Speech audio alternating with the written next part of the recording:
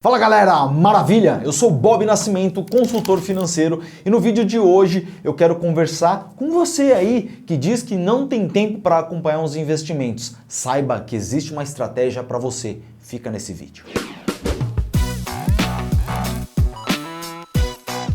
Seja muito bem-vindo. Caso você seja novo aqui no canal, eu peço que você se inscreva, aperte o sininho para você ser avisado dos próximos vídeos.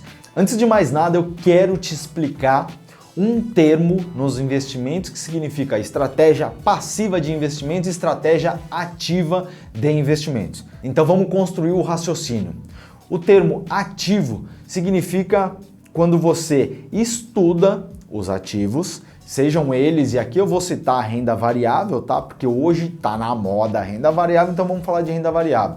Você estuda os ativos e fala, pô, eu vou ter empresas do setor de energia, vou ter empresa do setor de commodity, vou ter empresa do setor de bebidas, de alimentos, etc, etc.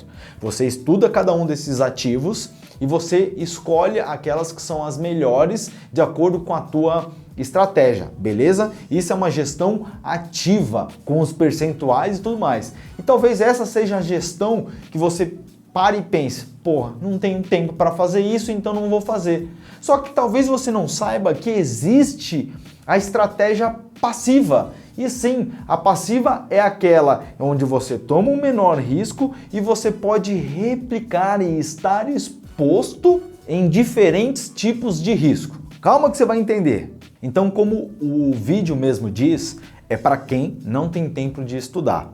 E uma estratégia que ou é a porta de entrada, por exemplo, na renda variável, ou mesmo é indicado para quem não tem tempo de estudar, é através dos ETFs. ETF ou ETF vem do Exchange Trading Fund. São fundos que vão replicar ou espelhar um índice, por exemplo. Um que é muito conhecido chama-se BOVA11, aqui comercializado, vendido, né, compra e venda na nossa bolsa, e que ele vai replicar o índice Bovespa. E se você não sabe, o índice Bovespa é o índice que consta, que contém as principais e os maiores volumes de transação da Bolsa Brasileira. Eu dei o exemplo do BOVA11, mas tem vários tipos de ETF. É claro que se a gente comparar Brasil e Estados Unidos, os Estados Unidos, a Bolsa Americana tem muito mais ETFs do que o Brasil.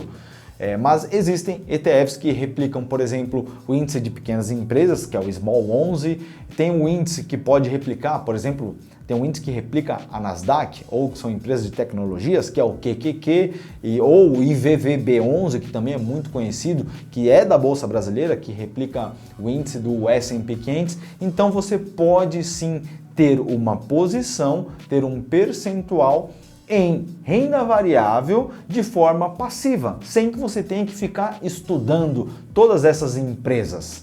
Bob, você disse que é um fundo, então é tipo um fundo de investimento em ações como o Alaska Black, do Henrique Breda, ou um fundo multimercado da Verde Asset, que tem o Luiz Stuberg? Não, não é. É diferente. Porque esses tipos de fundo, e aí eu citei um fundo de ação e um fundo multimercado, caso você não saiba como os fundos de investimento funcionam, tem um vídeo aqui que você pode assistir, que lá eu dissequei bastante o assunto, mas a diferença é, um ETF você só consegue comprar no home broker, ou seja, você terá que colocar o ticker lá, que são 4 letras e 2 números, no caso da Bolsa Brasileira, para você ter essa posição. E em 2 dias você terá ele na carteira. E caso você queira vender, é a mesma coisa. Claro que varia a liquidez de venda, compra e venda de um fundo para o outro. É importante você saber isso, tá? Não deixe de considerar isso.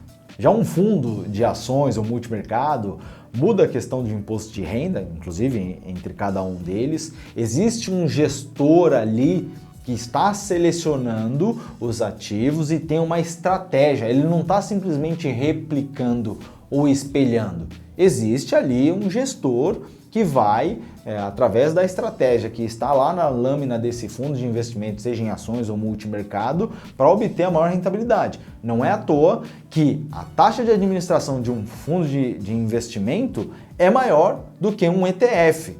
Então, compreende que existe já uma diferença? Então não coloque tudo no mesmo balaio. Um tem uma gestão ativa e o outro tem uma gestão passiva. Gestão passiva, a taxa de administração é menor.